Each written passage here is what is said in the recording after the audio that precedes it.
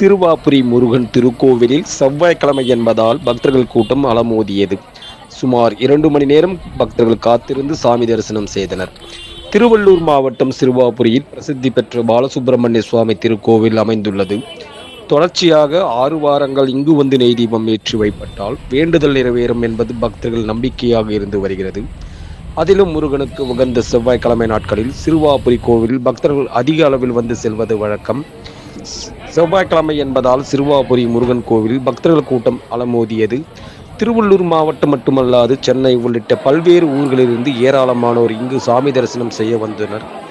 பொது தரிசனம் 50 ரூபாய், 100 ரூபாய் கட்டண தரிசனம் என அனைத்து வரிசைகளிலும் பக்தர்கள் கூட்டம் அதிகமாக காணப்பட்டது.